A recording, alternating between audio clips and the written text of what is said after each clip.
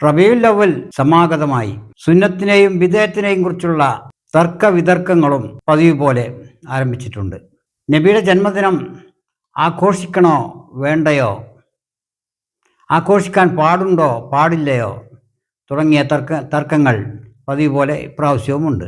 നബിയുടെയും സഹാബത്തിൻ്റെയും മറ്റ് താബിഈകളുടെയും കാലത്ത് നബിദിനം ആഘോഷിക്കപ്പെട്ടിട്ടില്ല എന്നതാണ് നബിദിനാഘോഷങ്ങളെ എതിർക്കുന്നവരുടെ വാദം. അതേസമയത്ത് നബിദിനത്തെ എതിർക്കുന്ന പുത്തൻ പ്രസ്ഥാനക്കാർ റസൂലിൻ്റെയോ ഖുലഫാഉർ റാഷിദുകളുടെയോ താബിഈങ്ങളുടെയോ കാലത്ത് രൂപപ്പെട്ടിട്ടേ ഇല്ല എന്നുള്ളതാണ് മറുവിഭാഗത്തിൻ്റെ വാദം. റസൂലിൻ്റെ കാലത്തില്ലാത്ത ഒരു പ്രവൃത്തി പുതുതായി ദീനിൻ്റെ പേരിൽ, ദീനിലല്ല, കൂട്ടിച്ചേർക്കപ്പെട്ടാൽ അത് ബിദ്അത്താണ്, അത് അക്രമമാണ്, അതിക്രമമാണ് എന്നതാണ് ഒരു കൂട്ടരുടെ വാദമെങ്കിൽ, ആ വാദിക്കുന്നവരുടെ പ്രസ്ഥാനം തന്നെ ഒരു ബിദ്അത്താണ്. അത് തന്നെ നബിയുടെ കാലത്ത് ആരംഭിച്ചതല്ല, സഹാബത്തിൻ്റെ കാലത്ത് ആരംഭിച്ചതല്ല, മഹാന്മാരായ താബിഈകളുടെ കാലത്ത് അങ്ങനെ ഒരു പ്രസ്ഥാനം നിലവിലില്ല, പുതുതായി ആരംഭിച്ചൊരു പ്രസ്ഥാനമാണത്. ഇതാണ് നബി ദിനാഘോഷങ്ങളുടെ അനുകൂലികളുടെ വാദം. നബിദിനത്തെ അനുകൂലിക്കുന്നവരുടെ അവർ നിരത്തുന്ന ന്യായത്തിൻ്റെ ഭാഗമായി ഒരു ഖുർആൻ അധ്യായം ഉദ്ധരിക്കാറുണ്ട്. ഖുർആനിലെ ഒരു ആയത്ത്, സൂറത്ത് യൂനുസിലെ 10-ാം അധ്യായം 58-ാമത്തെ സൂക്തം, അള്ളാഹുവിൻ്റെ അനുഗ്രഹത്തിലും കാരുണ്യത്തിലും അവർ സന്തോഷിക്കട്ടെ. നബിയുടെ ജനനം ലോകത്തിന് അനുഗ്രഹമായിട്ടാണെന്ന് ഹദീസുകൾ പറയുന്നുണ്ട്. ആ നിലക്ക് ഏറ്റവും അനുഗ്രഹീതമായ നബിയുടെ ജന്മദിനം ആഘോഷിക്കുന്നത് എങ്ങനെയാണ് കുറ്റകരമാവുക എന്നുള്ളതാണ് നബിദിനാഘോഷങ്ങളുടെ അനുകൂലികളുടെ ചോദ്യം. എന്നാൽ നബിയുടെ കാലത്ത് ഘട്ടത്തിലില്ലാത്തൊരു അനുഷ്ഠാനം, ഒരു ആചാരം, ഒരു നടപടിക്രമം പുതുതായി ആരംഭിക്കുന്നത് ബിദ്അത്താണെന്നും പുതുതായി ദീനിൽ ചേർക്കലാണെന്നും അത് അക്രമമാണെന്നും അതിക്രമമാണെന്നും അത് ദീനിൽ അനുവദിക്കപ്പെടാത്തതാണെന്നും ആണ് മറുവിഭാഗത്തിൻ്റെ വാദം.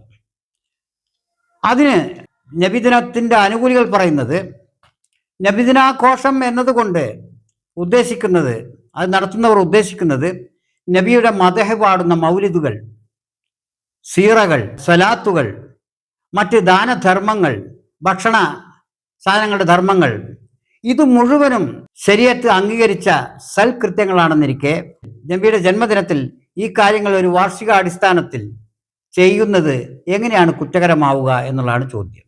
അതിന് മറുവിഭാഗം പറയുന്നത് എല്ലാ ബിദ്അത്തുകളും കുറ്റകരമാണ്. ബിദ്അത്ത് എന്നാൽ നബിയുടെ കാലത്തില്ലാതെ പുതുതായി ആരംഭിച്ചവ. അങ്ങനെ വരുമ്പോൾ നബിദിനത്തിൻ്റെ അനുകൂലികൾ തിരിച്ചു ചോദിക്കുന്നുണ്ട്, ബിദ്അത്തുകൾ എന്ന ഒറ്റ വാക്കുകൊണ്ട്, സാങ്കേതികമായ ഒറ്റ പദാവലി കൊണ്ട് ഒരു കർമ്മം നിരോധിക്കപ്പെട്ടതോ കുറ്റകരമോ ആവുമോ? അങ്ങനെയാണെങ്കിൽ ബിദ്അത്ത് എന്നൊരു പ്രയോഗം മഹാനായ ഉമർ ബിൻ ഖത്താബ് തറാവിഹിൻ്റെ കാര്യത്തിൽ ഉപയോഗിച്ചിട്ടുണ്ട്. റമദാനിലെ തറാവി നമസ്കാരം ജമാഅത്തായി നമസ്കരിക്കുന്നത് കണ്ടപ്പോൾ അദ്ദേഹം പറയുകയുണ്ടായി, ഇതൊരു നല്ല ബിദ്അത്താണ് എന്നാണ് അദ്ദേഹം അഭിപ്രായപ്പെട്ടത് എന്ന് ഹദീസുകളിൽ പറയുന്നുണ്ട്. അതായത് തറാവി നമസ്കാരം ആ ജമാഅത്തായി അതേ രീതിയിൽ റസൂലിൻ്റെ കാലത്ത് ഇല്ലാത്തതാണെന്നും പുതുതായി അത് ആരംഭിച്ചതാണെന്നും പക്ഷേ അതൊരു നല്ല ബിദ്അത്താണെന്നും നല്ലൊരു കൂട്ടിച്ചേർക്കലാണെന്നും ഉമർ ബിൻ ഖത്താബ് അഭിപ്രായപ്പെട്ടു.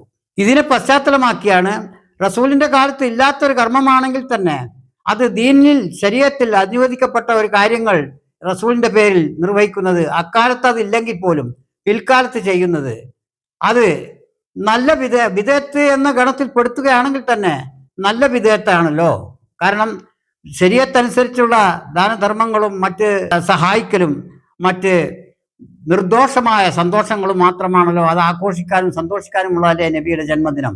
ഖുർആനിൻ്റെ തന്നെ സൂറത്ത് യൂനുസിലെ ആയത്തനുസരിച്ച് നബിയുടെ ജന്മദിനവും അനുഗ്രഹങ്ങൾ ആഘോഷിക്കപ്പെടേണ്ടതുമാണെന്ന് അള്ളാഹുവിൻ്റെ വചനമില്ലേ എന്നുള്ളതാണ് മറുവിഭാഗത്തിൻ്റെ വാദം. നബിദിനാഘോഷം എന്നതുകൊണ്ട് ഉദ്ദേശിക്കുന്നത് ദീൻ നിരോധിച്ച കാര്യങ്ങൾ ചെയ്യുക എന്നല്ലല്ലോ.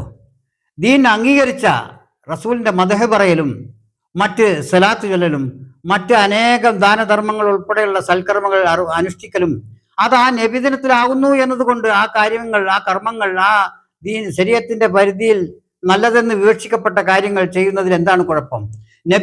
നബിയുടെ ജന്മദിനം സൽകൃത്യങ്ങൾ ആചരിക്കുന്നതിന് വിലക്കപ്പെട്ട ദിവസമൊന്നും അല്ലല്ലോ എന്നുള്ളതാണ് നബിദിനം ആഘോഷങ്ങളെ അനുകൂലിക്കുന്നവരുടെ വാദം. രണ്ടു പക്ഷത്തും നല്ല പണ്ഡിതന്മാർ തന്നെയാണ്.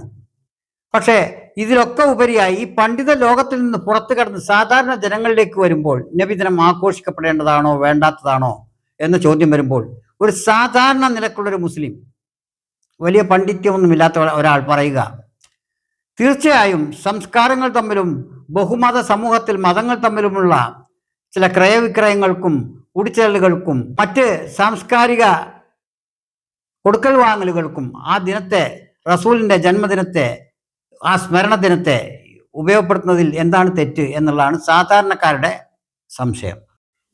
പുത്തൻ പ്രസ്ഥാനക്കാർ എന്ന് പാരമ്പര്യ സുന്നികൾ വിവക്ഷിക്കപ്പെടുന്ന വഹാബി, മുജാഹിദ്, സലഫി, ഇസ്ലാഹി, KNM, വിസ്ഡം, ഇങ്ങനെ നിരവധി പേരുകളിൽ അറിയപ്പെടുന്ന ഈ പ്രസ്ഥാനങ്ങൾ മുഴുവനും ഉണ്ടായത് റസൂലിൻ്റെ കാലത്തും നൂറ്റാണ്ടുകൾ കഴിഞ്ഞാണ് എന്ന് കാണാം. ആ സംഗതിയിൽ ആ പ്രസ്ഥാനങ്ങൾ തന്നെ ബിദഅത്താണ് എന്ന് മറുവിഭാഗം ആരോപിച്ചാൽ എങ്ങനെയാണ് അവരെ കുറ്റപ്പെടുത്താനാവുക? ബിദഅത്തിന്റെ സാങ്കേതിക അർത്ഥവും ശരീഅത്ത് സംബന്ധമായ അർത്ഥവും തമ്മിൽ വ്യത്യാസങ്ങളുണ്ടെന്ന് വേണം കരുതാൻ. കാരണം ബിദഅത്ത് എന്ന പദപ്രയോഗം ഉമർ ബിൻ ഖത്താബ് റളിയല്ലാഹു അൻഹു ഉപയോഗിച്ചപ്പോൾ അതിന് നമ്മൾ ഇന്ന് കാണുന്ന സലഫികളോ വഹാബികളോ ഉദ്ദേശിക്കുന്ന അതേ രൂക്ഷമായ അർത്ഥമല്ല അദ്ദേഹം കൽപ്പിച്ചിട്ടുണ്ടാവുക എന്നുള്ളത് ഉറപ്പുള്ള കാര്യമാണ്. കാരണം ഒരു നമസ്കാരത്തെയാണ് അദ്ദേഹം ആ വാക്കുകൊണ്ട് വിശേഷിപ്പിച്ചത്. നബിദിനാഘോഷങ്ങളെ എതിർക്കുന്നവരുടെ ഒരു പ്രധാന വാദം ഇതൊരു സന്തോഷ പ്രകടനമായിട്ടല്ല, ഒരു ആഘോഷം മാത്രമായിട്ടല്ല ഇതിനെ ആഘോഷിക്കുന്നവർ, ഇതിനെ അനുകൂലിക്കുന്നവർ കാണുന്നത്. ഇവർ ഇതിനെ ഒരു ആരാധനയായിട്ടാണ്. ദീൻ പൂർത്തീകരിക്കപ്പെട്ട ശേഷം അതിൽ പുതിയ ആരാധനാമുറകൾ കൊണ്ടുവരുന്നത് കടുത്ത വിദഅത്താണ് എന്നുള്ള വാദമാണ് അവർ നിരത്തുന്നത്. ഇസ്ലാമിൽ ഇബാദത്ത് എന്ന വാക്കിന് വിശാലമായ അർത്ഥമാണ് ഈ പറഞ്ഞതുപോലെ. നല്ല നിയത്തോടു കൂടി ചെയ്യുന്ന ഏതൊരു സൽക്കർമ്മവും ഇബാദത്താണ്. അത് വ്യാപകമായി പൊതുവെ ജനങ്ങളിൽ വ്യാപകമായി വിശ്വസിച്ചു വരുന്നതും മനസ്സിലാക്കി വരുന്നതുമായ ഒരു കാര്യമാണ്. ഏത് സൽക്കർമ്മവും ഇബാദത്തിന്റെ വിവക്ഷയിൽ അതിൻ്റെ പട്ടികയിലാണ് വരുന്നത് എന്നത്. കേവലം നമസ്കാരമോ നോമ്പോ ഹജ്ജോ പോലെയുള്ളതിന് പുറമെ സൽകൃത്യങ്ങൾ, സമൂഹത്തിനും വ്യക്തികൾക്കും ഗുണമുള്ള നല്ല കാര്യങ്ങൾ, ശരീഅത്തിൽ വിലക്കപ്പെടാത്ത കാര്യങ്ങൾ നല്ല ഉദ്ദേശത്തോടു കൂടി നിർവഹിക്കുമ്പോൾ അതും ഇബാദത്ത് തന്നെ. ഇബാദത്തിൻ്റെതായ പ്രതിഫലങ്ങൾക്ക് അത് ആ പ്രവൃത്തികൾ അർഹമാകുന്നു എന്നാണ് പറയുന്നത്. അങ്ങനെയെങ്കിൽ നബിദിനാഘോഷം നല്ല നിയത്തോടു കൂടി മഹാനായ നബിയുടെ ജന്മദിനത്തിൻ്റെ അനുഗ്രഹത്തെ ആഘോഷിക്കുക എന്ന നല്ല ഉദ്ദേശത്തോടു കൂടിയും ശരീഅത്ത് അനുവദിച്ച ചില സൽകൃത്യങ്ങൾ അതോടനുബന്ധിച്ച് ചെയ്യാനുള്ള താല്പര്യത്തോടു കൂടി നിർവഹിക്കുമ്പോൾ അത് പ്രതിഫലാർഹമായ ഒരു ഇബാദത്തായി മാറുന്നില്ലേ എന്നുള്ളതാണ് നബിദിനാഘോഷത്തെ അനുകൂലിക്കുന്നവരുടെ അഭിപ്രായം. മാത്രമല്ല, മൗലിദ് എന്നത് ഒരു പുതിയ ആരാധനാ കർമ്മമല്ല. അത് ശരീഅത്ത് അംഗീകരിച്ച കൃത്യങ്ങളുടെ ഒരു സംഘാതമാണ്. അതായത് സലാത്ത്, ദിക്ർ, മറ്റ് മദ്ഹ്, മറ്റ് സീറ തുടങ്ങിയ കാര്യങ്ങളോടുകൂടിയുള്ള ഒരു അനുഷ്ഠാനമാണ്, ആരാധനയല്ല. ആ നിലക്ക് അത് തീർച്ചയായും പ്രതിഫലാർഹമായ ഒരു പ്രവൃത്തിയാണെന്നിരിക്കെ അത് റസൂലിൻ്റെ കാലത്ത് ചെയ്തിട്ടില്ല എന്ന ഒറ്റ കാരണത്താൽ ചെയ്യാൻ പാടില്ല എന്ന് പറയുന്നതിൽ ആധുനിക കാലത്തെ വെച്ച് നോക്കുമ്പോൾ കുറേ യുക്തിരാഹിത്യമുണ്ട് എന്ന് കാണാം. നബിയുടെയോ സഹാബത്തിൻ്റെയോ കാലത്ത് ഇല്ലാത്ത ഒരു കാര്യം, അന്ന് ലഭ്യമല്ലാതിരുന്ന ഒരു സൗകര്യം പിൽക്കാലത്ത് നൂറ്റാണ്ടുകൾക്ക് ശേഷം, സഹസ്രാബ്ദത്തിന് ശേഷം നബിയുടെ ഉമ്മത്തുകൾക്കിടയിൽ ഉണ്ടാവുക എന്നത് അത് സമൂഹത്തിനും ദീനിൻ്റെ അടിസ്ഥാന തത്വങ്ങൾക്കും എതിരാകാതിരിക്കുന്നിടത്തോളം കാലം ബിദഅത്തിന്റെ ഗണത്തിൽപ്പെടുത്തി നിരോധിക്കപ്പെടേണ്ടതല്ല എന്നൊരു വാദത്തിന് അടിത്തറ എന്നോണം ചില ഉദാഹരണങ്ങൾ ഉദ്ധരിക്കാവുന്നതാണ്.